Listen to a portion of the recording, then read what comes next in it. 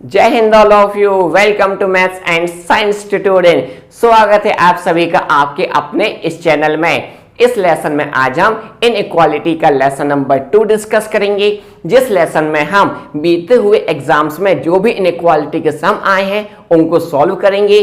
साथ ही साथ एक नई वैरायटी, एक नए पैटर्न को भी इस लेसन में मैं आपसे डिस्कस करूंगा। आपकी इंप्रूवमेंट के लिए, आपकी प्रैक्टिस के लिए मैंने एक वर्कशीट प्रोवाइड की है, तो आप डिस्क्रिप्शन में जो लिंक दी गई है उस लिंक से इसकी वर्कशीट डाउनलोड कर सकते हैं और अपनी प्रैक्टिस कर सकते हैं। तो चलिए स्टार्ट करते हैं आज का यह लेसन। इस लेसन की शुरुआत करेंगे हम एसबीआई एग्जाम में पूछी गई इनइक्वालिटी के साथ। जी हाँ, जैसा कि आप सभी देख रहे हैं बोर्ड पर मैंने जो इनइक्वालिटी के सम लिखे हुए हैं, ये सभी सम, सभी इनइक्वालिटी वाले सम एसबीआई ने अपने क्लर्क के प्री एग्जाम में पूछे गए हैं, जो हमारे लिए इंपॉर्टेंट में से एक है। क्लियर? तो पहले हम इनको सॉल्व करेंगे। जैसा कि हमने लास्ट लेसन में कॉन्सेप्ट को समझा हुआ है, same direction and opposite direction. Same direction में highest priority greater than sign को, देन ग्रेटर के साथ equal and last priority equal का साइन। क्लियर? तो कैसे सॉल्व करना सीखा है, हम इससे प्रैक्टिस करेंगे, देन हम इससे एडवांस लेवल पर जाएंगे, जो कि नया पैटर्न इस साल लॉन्च हुआ है। तो पहला सम दिया गया है, जैसा कि आप देख रहे हैं, आपको स्टेटमेंट दिया गया है। स्टेटमेंट डायरेक्ट स्टेटमेंट दिया गया है। ये आईबीपीएस आरआरबी में ऐसा ही सम आने वाला है।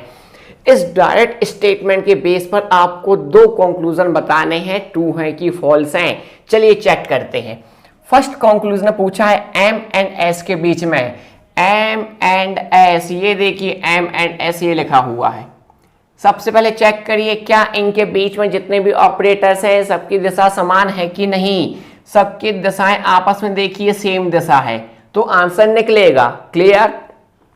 आंसर क्या माना जाएगा, तो हाईएस्ट प्रायोरिटी होती है ग्रेटर देन का साइन, तो आंसर बनेगा आपके पास एस ग्रेटर देन एम। यहां पे एस ग्रेटर देन एम, मतलब ये कंक्लूजन क्या हो जाएगा, सही हो जाएगा। क्लियर? सेकंड देखिए क्या है, O greater than equals to Q। ये है O एंड ये है Q, ये दिए हैं आपके पास दो ऑब्जेक्ट। इनके बीच में देखिए क्या ऑपरेटर्स की दिशाएं एक समान है क्या।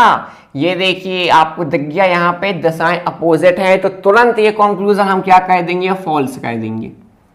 क्लियर हो गया? चलिए सेकंड सम पर आते हैं। सेकंड स्टेटमेंट भी आपको डायरेक्ट स्टेटमेंट है, सीधा सीधा आपको दिया गया है। यहां पहले कंक्लूजन में है जी एंड डी, सेकंड में भी क्या है, जी एंड डी। दोनों में क्या है, ऑब्जेक्ट सेम है।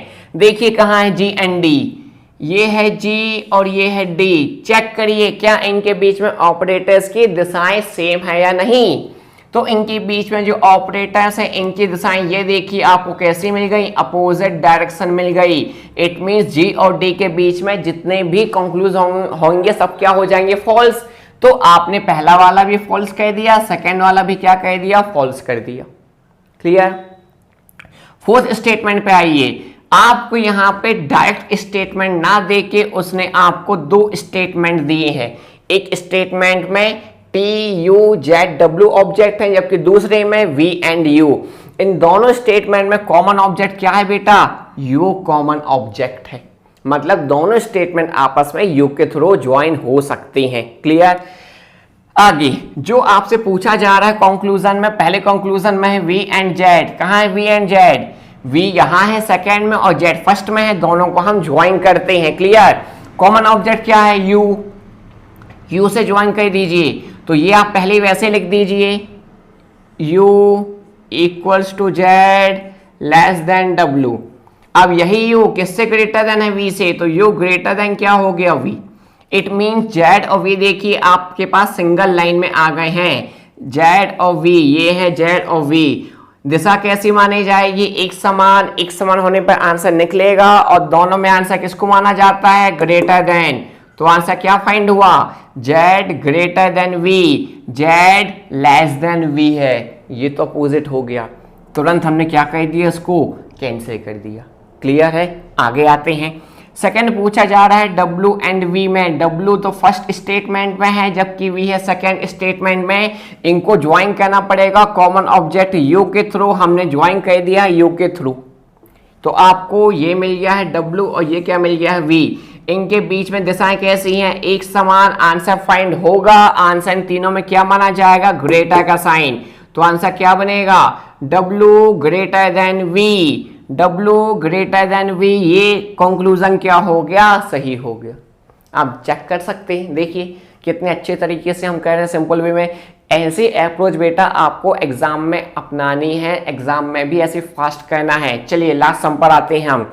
लास्ट सम जो दिया गया है, यहाँ पे भी आपको दो स्टेटमेंट दिए गए हैं, कॉमन ऑब्जेक्ट से हम लिंक करेंगे। कॉमन ऑब्जेक्ट क्या है, देखिए R, दोनों में कॉमन ऑब्जेक्ट क्या है, R। तो हम R से दोनों स्टेटमेंट क्या कर सकते हैं, लिंक कर सकते हैं। चलिए पहला है L एंड O के बीच में, L फर्स्ट में है, O सेकेंड में है, दोनों को कॉमन ऑब्जेक्ट R से ज्वाइन कर दीजिए। तो आप इतना पहले लिख दीजिए, K equals to L less than N greater than P less than equals to R, और यही R greater than equals to क्या है, O से। क्लियर हो गया। अब देखिए L एंड O, ये है L एंड ये है O, इनके बीच में दिशाएं कैसी हो गई, तुरंत अपोजिट हो गई। आप कैंसिल कर दीजिए कंक्लूजन को, आगे चेक ही मत करिएगा। सेकेंड देखिए K and O, K and O join करना पड़ेगा, हम पहले ज्वाइन कर चुके हैं। ये है K और ये है O, इनके बीच में दिशाएं कैसी हैं ऑपरेटर्स की, ये देखिए सबकी दिशाएं कैसी हैं, अपोजिट। तुरंत हमने उसको भी क्या कर दिया, फॉल्स कर दिया। इट मीन्स आपके पास कितनी जल्दी चारों सम के आंसर आ चुके हैं, आप देख सकते हैं। बेटा बहुत फास्ट कैलकुलेट करना आपको एग्जाम टाइम में, कम से कम समय में। क्लियर। जिस नए पैटर्न की मैंने आप सभी से बात कही थी वो आपकी स्क्रीन पर है, आप सभी देख सकते हैं। यहाँ पर उसने हमें स्टेटमेंट कंक्लूजन बनाकर नहीं दिए हैं, उसने हमें सीधा सीधा एक सम पूछा है, और वो सम कुछ इस टाइप से है, in which of the following expression will the expression h less than j will definitely true. आपको नीचे दिए गए ऑप्शन से बताना है किस ऑप्शन से h less than j find हो रहा है। इसको बेटा हम ऐसा भी रीड कर सकते हैं, j की वैल्यू ग्रेटर देन किससे है, h से। दो तरीके हैं जैसे मैंने आपको एक्सप्लेन किए हैं। इसको रीड करिए h लेस देन j, या के स्टडी कर सकते हैं j greater than h।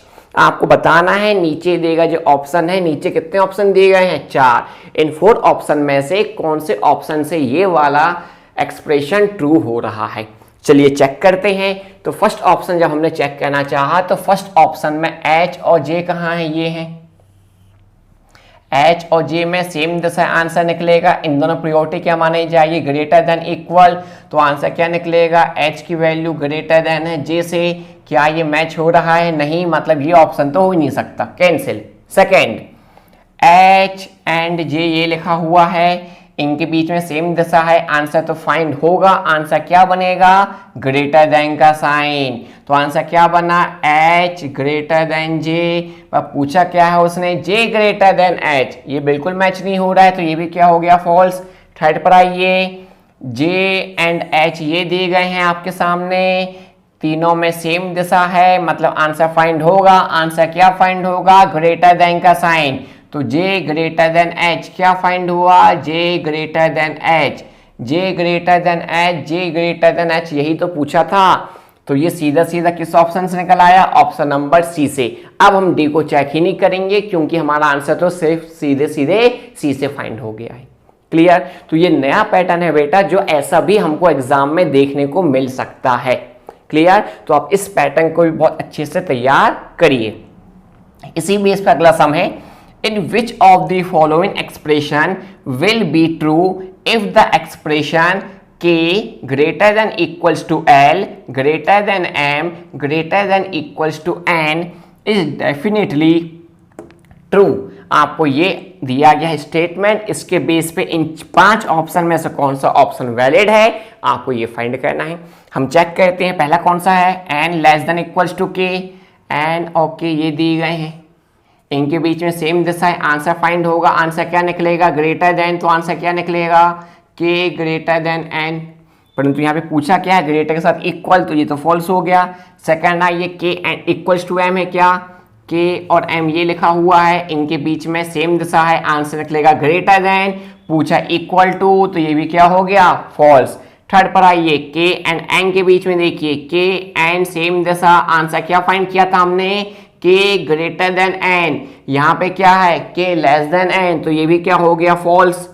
Fourth पर आइए, एल एंड एन देखिए, एल एंड एन ये हैं सेम दशा है, आंसर फाइंड होगा, क्या फाइंड होगा इन दोनों में, ग्रेटर देन, तो आंसर क्या बना, एल ग्रेटर देन एन। यहां क्या पूछा है, L greater than with equal भी बोला है, तो ये भी क्या हो गया, फॉल्स। तो आंसर क्या बन गया हमारे पास, option number E, none of these. Check कर सकते हैं आप सभी, ऐसे ही हमने कहना सीखा हुआ है, ऐसा ही आपको कहना है, और इस टाइप के सम भी हमें एग्जाम में देखने मिल सकते हैं, जो नया पैटर्न कहा जा रहा है। क्लियर? यदि ये पैटर्न आपको क्लियर है तो मैं इसके बेस पर आपको एक सम दे रहा हूं, आप उस सम को सॉल्व करके मुझे आंसर सेंड करेंगे। ये रहा होमवर्क सम, आपकी स्क्रीन पर आप देख सकते हैं, यही वही न्यू पैटर्न के बेस पर सम है। आप इसका आंसर फाइंड करिए बेटा, मुझे सेंड करिएगा। आपने डिस्क्रिप्शन बॉक्स में दी गई लिंक से भी एक वर्कशीट इसी चैप्टर की डाउनलोड भी कर ली होगी, उसको भी आप प्रैक्टिस करिए, अपनी स्पीड बढ़ाइए, और कोई डाउट आए तो मुझसे डेफिनेट पूछिए। इसके अगले पार्ट में हम कोडेड फॉर्म को अंडरस्टैंड करेंगे। तब तक के लिए जय हिंद, all of you।